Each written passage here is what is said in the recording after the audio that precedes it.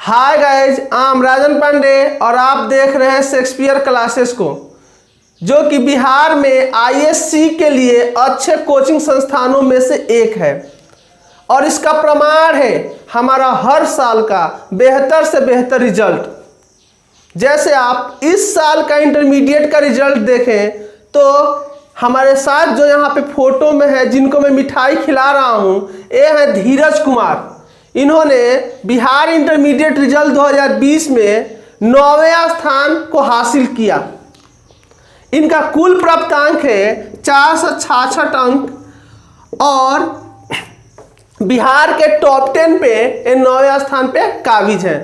इनके साथ साथ सैकड़ों विद्यार्थियों ने अच्छे मार्क्स लाकर बिहार का तथा कोचिंग का नाम रोशन किया। ये मेरे साथ जो फोटो में दिख रहे हैं, ये है मंटू कुमार और ये 2019 में 446 अंक लाकर हमारे कोचिंग और क्षेत्र का नाम रोशन किया और ये जिला टॉपर थे। इस तरीके से इनके पहले विवेक कुमार सिंह, वो भी जिला टॉपर थे। हमने हर साल बेहतर से बेहतर रिजल्ट दिया है। जैसा कि आप जानते हैं कि कोरोना की वैश्विक महामारी के चलते हम लोगों का कोचिंग सेंटर बंद है और कब तक खुलेगा इसका कोई इन्फॉर्मेशन नहीं है। अतः हम लोग इंटरमीडिएट 2021 के सभी विषयों की पढ़ाई आज से ऑनलाइन करेंगे, जिसकी शुरुआत में अंग्रेजी से करने जा रहा हूं। बाकी सभी विषय का वीडियो कुछ दिनों के बाद बनेगा, क्योंकि इस साल 2021 के एग्ज़ाम के लिए Bihar board physics, chemistry, math और बायोलॉजी के सिलेबस में कुछ कटौती करने वाला है। अब वो नया सिलेबस में कौन कौन से चैप्टर को रखता है, इसकी जानकारी जैसे ही मिलेगी हम लोग उस विषय का भी वीडियो बनाने लगेंगे। तब तक हम लोग इंग्लिश के वीडियो को देखते हैं। इंग्लिश में भी 2 पार्ट्स हैं, 50 अंक के सब्जेक्टिव है और 50 अंक के ऑब्जेक्टिव है। तो पहले हम लोग 50 अंक के ऑब्जेक्टिव पढ़ेंगे, उसके बाद सब्जेक्टिव पढ़ेंगे। ऑब्जेक्टिव में पहले हम लोग ग्रामर पढ़ेंगे, उसके बाद बुक का ऑब्जेक्टिव पढ़ेंगे। और हम लोग वही ऑब्जेक्टिव पढ़ रहे हैं जो काफ़ी इंपॉर्टेंट है।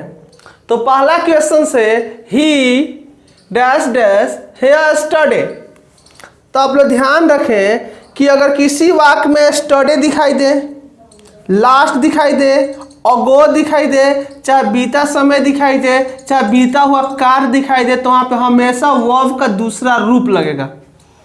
कहीं भी किसी भी वाक्य में स्टडी, लास्ट, अगो, बीता समय, बीता कार्य दिखाई दे तो वर्ब का दूसरा रूप लगेगा। तो बस आप यहाँ पे स्टडी दिखाई दे रहा है तो वर्ब का दूसरा रूप लगेगा। या दूसरा रूप नहीं, या पहला रूप है, या 5वां रूप है, या कौन सा रूप है, दूसरा रूप है। तो यहाँ पे केम सही है, यहाँ पे केम भराएगा। ठीक है, तो यहाँ पे सी ऑप्शन क्या है, सही है। दूसरा question, he dash dash the college in 2015। वह 2015 में कॉलेज को छोड़ा। आप देख ले, आपने यहाँ पे लेफ्ट वर्ब का दूसरा रूप है। यहाँ पे देखें, इज लिविंग, हैज लेफ्ट और लिविंग्स। हम जानते हैं कि बीता हुआ समय 2015 समय बीत गया है। ठीक है, मतलब 2015 में अपने कॉलेज को छोड़ा है। तो बीता हुआ समय, बीता हुआ कार्य के लिए हमेशा वर्ब का दूसरा रूप लगेगा। तो यहाँ पे लेफ्ट सही है। क्या सही है, लेफ्ट। मतलब ए ऑप्शन क्या है, सही है। तीसरे question, an accident dash dash place 2 days अगो। यहाँ पे अगो दिखाई दे रहा है, देखें। ठीक है, हमने लिखा कि अगो दिखाई दे, अगो दिखाई दे तो भी वर्ब का दूसरा रूप। तो अगो दिखाई दे रहा है, वर्ब का दूसरा रूप टेक्स 5वां रूप है। हैज टेकन, टूक, टूक जो है वो दूसरा रूप है। टू कौन सा रूप है, दूसरा रूप है। तो यहाँ पे सी ऑप्शन क्या है आपका, सही है। यहाँ पे आए, she dash dash me last night. यहाँ पे लास्ट नजर आ रहा है और हम जानते हैं कि स्टडी, लास्ट, अगो ये सब नजर आए तो वर्ब का दूसरा रूप लगेगा। तो यहाँ पे दूसरा रूप लगेगा। टेलीफोन्स नहीं, टेलीफोनिंग नहीं, टेलीफोन दूसरा रूप यहाँ पे। यहाँ भी सी ऑप्शन क्या है आपका, सही है। इसको ले, my sister dash dash dress for her birthday last week. मेरे सिस्टर ने अपने बर्थडे के लिए लास्ट वीक, पिछले सप्ताह ड्रेस खरीदा। तो यहाँ पे लास्ट में जो है, देखिए तो लास्ट, हमने बोला है कि लास्ट नजर आए तो वर्ब का दूसरा रूप, तो वर्ब का दूसरा रूप बाई नहीं है, बाई दूसरा रूप नहीं होता है, विल बाई। यहाँ पे डी ऑप्शन क्या है आपका सही है, तो यहाँ पे डी ऑप्शन सही है। ऑब्जेक्टिव क्वेश्चन नंबर 6 यह है it is the time my father dash dash. तो आप लोग याद रख लेंगे इट इज द टाइम से वाक्य शुरू हो, तो इट इज हाई टाइम से वाक्य शुरू हो, चाहे इट इज अबाउट टाइम से वाक्य शुरू हो। मतलब शुरू में it is the time, it is the high time, it is about the time, कुछ भी हो, और उसके तुरंत बाद सब्जेक्ट हो, तो सब्जेक्ट के तुरंत बाद वर्ब का दूसरा रूप लगेगा, मतलब V2 लगेगा। तो यहाँ पे इट इज द टाइम है, इसलिए इसका मतलब इसमें वर्ब का दूसरा रूप लगेगा। तो इसमें वर्ब का दूसरा रूप कौन है आपका केम है, तो यहाँ पे डी ऑप्शन क्या है सही है। इसको ले, यहाँ भी it is the high time से वाक्य शुरू है, उसके बाद सब्जेक्ट है, तो सब्जेक्ट के बाद वर्ब का दूसरा रूप लगेगा, तो दूसरा रूप इसमें क्या है लेफ्ट है। इसका हिंदी हुआ यह वही समय है जब मेरे पापा आते हैं। इसका हिंदी हुआ कि बस स्टॉप जाने के लिए है उचित समय है। यहाँ पे स्टडे दिखाई दे रहा है, हम लोग पढ़ चुके हैं कि स्टडे दिखाई दे तो वर्ब का दूसरा रूप, इसका मतलब हुआ रेंड। यहाँ पे आए, अगर वाक्य के शुरू में आई विश हो, याद कर ले, वाक्य के शुरू में आई विश हो तो सब्जेक्ट के तुरंत बाद हमेशा वर्ब लगता है, चाहे सब्जेक्ट कुछ भी हो। याद कर ले, वाक्य के शुरू में आई विश हो, उसके बाद सब्जेक्ट हो, तो सब्जेक्ट के तुरंत बाद वर्ब लगता है और कुछ नहीं, केवल वर्ब। इसका हिंदी हुआ काश मैं भारत का प्रधानमंत्री होता। यहाँ पे इमेजिनेशन हो रहा है, रियलिटी नहीं है, कल्पना हो रहा है। और कल्पना वाले वाक्य में हमेशा हम लोग वर्ब का प्रयोग करते हैं, किसका वर्ब का। तो यहाँ पे वर्ब क्या है सही है। इसको ले क्वेश्चन नंबर 10 को, he talks as if he dash dash a parrot. मतलब इस प्रकार बातें करता है मानो वह तोता है। वह रियल में तोता नहीं है, उसकी बात करने का तरीका तोता के जैसा है। ठीक है, शॉर्ट में याद रख ले आप लोग। यहाँ भी इमेजिनेशन है कि अगर एज इफ हो और एज इफ के बाद सब्जेक्ट हो तो उसके बाद हमेशा वर्ब का प्रयोग होता है, वर्ब। अगर कोई इंसान यहाँ पे वर्ब का स्थान पर वाज का प्रयोग कर देगा तो गलत है, क्योंकि यहाँ पे केवल हम लोग कल्पना कर रहे हैं, सत्य नहीं है। और कल्पना वाले वाक्य में हमेशा वर्ब का प्रयोग करते हैं। ठीक है, he talks as if he were a parrot, वह इस प्रकार बातें करता है मानो वह एक तोता हो। ठीक है, यहाँ पे इज का भी प्रयोग करना क्या है गलत है। अगर इज का प्रयोग करेंगे तो क्या होगा, वो इस प्रकार बातें करता है मानो एक तोता है, रियल में तोता है, लेकिन रियल में तोता है नहीं, हम लोग केवल कल्पना कर रहे हैं।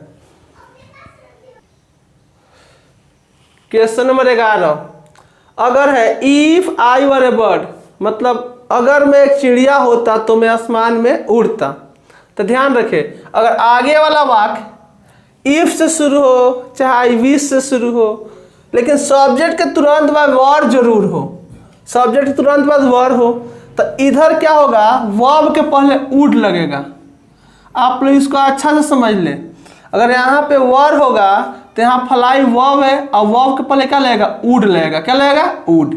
ठीक है, इसका मतलब हुआ ये भी इमेजिनेशन के वाक्य, अगर मैं चिड़िया होता तो आसमान में उड़ता। ठीक है, अगर आप लोग इसका हिंदी जानना चाहते हैं तो मैं स्पोकन के वीडियो में शुरू के 1 से 30 दिनों तक लगभग हिंदी के सभी वाक्यों को इंग्लिश में ट्रांसलेट करना सिखाया है। आप लोग सभी वीडियो को देख सकते हैं। क्वेश्चन नंबर 12 ध्यान रहे, इफ ओनली अगर हो तो सब्जेक्ट के बाद वर्ब का दूसरा रूप लगेगा। याद कर लें, सब्जेक्ट के बाद वर्ब का दूसरा रूप। चूंकि यहाँ इसमें वाज वर्ब है नहीं, if only I had enough money, काश मेरे पास उचित पैसा होता तो मैं कार खरीदता। इमेजिनेशन का वाक्य है, न उचित पैसा होगा न कार खरीदूंगा। तो वर्ब का दूसरा रूप है, जब पहला रूप होता है हैड दूसरा रूप होता है, यहाँ पर लगा देंगे हैड। ठीक है, इसमें आए ये भी इफ ओनली से वाक्य शुरू हुआ है। अभी हमने तुरंत पढ़ा कि अगर वाक्य इफ ओनली से शुरू हो तो वर्ब का दूसरा रूप, इसमें वर्ब है नो। क्या है, नो। तो नो न्यू, न्यू जो है यहाँ पे दूसरा रूप, इसलिए यहाँ पे न्यू क्या है सही है। क्लियर है, याद रखें, आगे वर्ब हो तो पीछे वर्ब के पहले वुड लगेगा। इफ ओनली से शुरू हो तो वर्ब का दूसरा रूप लगेगा। तो हैव है पहला रूप होता है, हैड दूसरा रूप होता है, यहाँ पे नो है तो उसका दूसरा रूप न्यू होगा। इसमें ले, अगर वाक वाइल से शुरू हो, वाइल से ध्यान रहे, और इसके साथ वर्ब का दूसरा रूप हो, दोनों कंडीशन आप याद रखेंगे, ठीक है। वाइल से शुरू हो, वर्ब का दूसरा रूप हो, तो इधर भी वर्ब का दूसरा रूप लेगा। जब इधर दूसरा रूप हो तो इधर दूसरा रूप लेगा, तो इधर दूसरा रूप लेगा, तो वर्ब का दूसरा रूप क्या है, wrote, writing, writes, has written. यहाँ पे रोट जो है दूसरा रूप है, इसलिए यहाँ पर रोट क्या है, सही है। यहाँ पे है अगर वाइल से शुरू हो, वाइल से शुरू हो, यहाँ पे वाज वर हो, वाज या वर हो, मतलब पास्ट इम्परफेक्ट टेंस हो, तो इधर हम लोग पास्ट इम्परफेक्ट टेंस भी दे सकते हैं और V2 से भी दे सकते हैं। देखें, वाइल से शुरू हो और इधर वाज वर वाला वाक्य हो, तो इधर के वाक्य को हम लोग वाज वर से भी लिख सकते हैं और V2 से भी लिख सकते हैं, दोनों क्या है, सही है। अब हम लोग देखेंगे कि ऑप्शन में क्या दिया है, वाज वर वाला दिया है कि V2 वाला दिया है। तो इसमें देख रहे हैं कि वाज वर वाला तो दिया नहीं, तो V2 वाला सही है, मतलब वर्ब का दूसरा रूप लगेगा। मतलब क्या हुआ, जब वह पौधों को पानी दे रही थी तो एक कीड़ा उसने क्या किया, काट लिया। ठीक है, यहाँ पे देख ले, यहाँ पे हिम नहीं हर होगा, क्योंकि यहाँ पे सी है, क्या है, सी है। तो यहाँ पे क्या होगा, बाइट्स नहीं होगा, बीटिंग, यहाँ पे दूसरा रूप बीट है, क्या है, बीट है, इसलिए यहाँ पे बीट क्या है, सही है। Question number 16, while my mother was singing she dot dot. मैंने अभी तुरंत बोला कि अगर वाइल से वाक्य शुरू हो, तो अगर आगे का वाक्य वाज वर प्लस V4 हो, तो पीछे हम लोग वाज वर प्लस V4 भी लिख सकते हैं, चाहे V2 भी लिख सकते हैं, दोनों क्या है आपका, सही है। तो यहाँ पे देखें कि ऑप्शन में क्या है, ऑप्शन पर निर्भर करता है। तो ऑप्शन में इस स्लीपिंग गलत है, स्लिप्स गलत है, क्या होगा, वाज स्लीपिंग। ठीक है, तो ध्यान रखिए, आगे का वाक्य वाइल से हो तो पीछे का वाक्य में हम V2 भी लिख सकते हैं, चाहे वाज वर प्लस V4 भी लिख सकते हैं। क्वेश्चन नंबर 17, ठीक है, 17 के लिए आप लोग याद कर ले पहले। देखें, अगर वाक्य टू में टुडे हो, चाहे दिस मॉर्निंग हो, दिस मंथ हो, दिस ईयर हो, मतलब दिस हो, ठीक है, चाहे रिसेंटली हो, तो इसको हम लोग V2 से या हैज है प्लस V3 से, दोनों तरीकों से बना सकते हैं, दोनों सही है। ध्यान रख ले, टुडे हो, दिस मॉर्निंग हो, दिस इवनिंग हो, कुछ भी दिस हो, तो उसको हम लोग V2 से बनाए तो भी सही है, या हैज है प्लस V3 से बनाए तो भी सही है। अब इसको देखें, he dash dash him today, ठीक है, उसने उसे आज देखा, तो हम जान रहे हैं कि यहाँ पे टुडे है, और टुडे रहने पे V2 से भी बनाना सही है, और हैज है प्लस V3 से भी बनाना सही है। तो यहाँ पे V2, यहाँ पे साफ V2, ये भी सही है, और यहाँ पे हैज है प्लस V3, ये भी सही है, ये भी सही है और ये भी सही है। एग्जाम में कोई एक ही आएगा, जो आएगा उसको आप लोग दाग लगा देंगे। ठीक है, यह क्या है, गलत है, और ये क्या है, गलत है। इसको देखें, he dash dash his breakfast this morning, यहाँ पे दिस मॉर्निंग है, दिस मॉर्निंग। अभी तुरंत हमने बोला कि दिस मॉर्निंग हो, दिस इवनिंग हो, दिस ईयर हो, तो उसको V2 से बनाएंगे तो भी सही है, हैज है प्लस V3 से बनाएंगे वो भी सही है। अब निर्भर करता है कि आपका ऑप्शन क्या दिया है, ऑप्शन पर निर्भर करता है। तो देखें कि इसमें ऑप्शन क्या दिया है, ठीक है, तो टेकन V3 दिया है, लेकिन इसके पहले हैज अब नहीं दिया, इसलिए गलत है। टूक V2 दिया है, तो इसको तो ले सकते हैं। इज टेकिंग गलत है, टेक्स्ट गलत है, तो यहाँ पे यह सही है, टूक क्या है, सही है। इसको ले, सेम सेंटेंस लिखे हैं, तो ऑप्शन देखे क्या है, हैज टेकन क्या है, सही है, क्योंकि हम जानते हैं कि अगर वाक्य का अंत this morning, this evening, this से हो, तो उसको V2 से बनाए तो भी सही, हैज प्लस V3 से बनाए तो भी सही है। इसको देखें, he dash dash to climb on the tree, option है यूज। एक बात याद रखें आप लोग, अगर ऑप्शन में यूज हो, यूजिंग हो, यूज कुछ भी हो, तो हमेशा यूज्ड ऑप्शन ही सही होता है, क्योंकि इसका प्रेजेंट नहीं बनता है। इसका हिंदी हुआ, ठीक है, मैं पेड़ पे चढ़ा करता था, तो अगर ऑप्शन में यूज हो, यूजिंग हो, यूजेज हो, तो हमेशा यूज्ड सही है, यूज टू, ठीक है, ये हमेशा पास्ट में होता है, इसका प्रेजेंट नहीं होता है। Question number 21, the patient had died before the doctor dash dash. तो आप लोग एक बात याद रख ले कि अगर ऐसा वाक्य हो तो शॉर्ट में मैंने समझा दिया है, तो बिफोर हो, बिफोर, तो बिफोर से जो वाक्य लगा हो, मतलब बिफोर के बाद जो वाक्य हो, बिफोर के तुरंत बाद जो वाक हो इंग्लिश में, ठीक है, उसको हम लोग V2 से बनाएंगे। और यह वाक सबसे पीछे भी रह सकता है, आगे भी रह सकता है, उससे कोई दिक्कत नहीं, उसको हम लोग हैड प्लस V3 से बनाएंगे।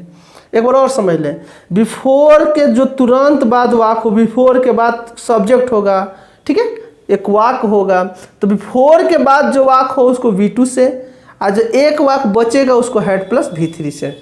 ध्यान रहेगा। वही अगर आफ्टर से वाक जुड़ा हो तो आफ्टर के तुरंत बाद जो वाक हो उसे हैड प्लस V3 से बनाएंगे, और एक वाक जो बचेगा उसे हम लोग V2 से बनाएंगे। अब देखें, बिफोर के तुरंत बाद V2 लगता है, तो यहाँ पे देखें, the patient had died before the doctor, ठीक है, यहाँ पे वर्ब का कौन सा रूप लगेगा? दूसरा रूप, क्योंकि हम जानते हैं बिफोर के बाद जो वर्ब लगता है वो क्या लगेगा? V2 लगेगा। तो वर्ब का दूसरा रूप क्या यहाँ पे? केम। क्लियर है? इसको ले, the train dash started before I reach the station. हम जानते हैं बिफोर के बाद वाला वाक होता है उसमें वर्ब का दूसरा रूप लगता है, और बिफोर के आगे वाला वाक में हैड प्लस V3 लगता है।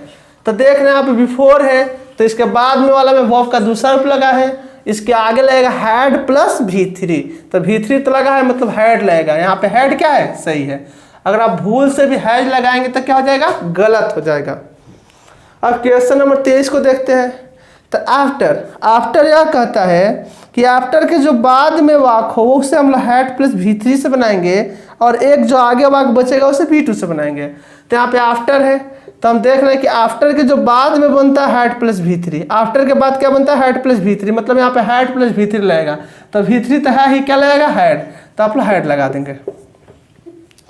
और इसको ले, ठीक है, इसमें क्या भरना है? द ट्रेन स्टार्टेड आफ्टर, ये भी आफ्टर है।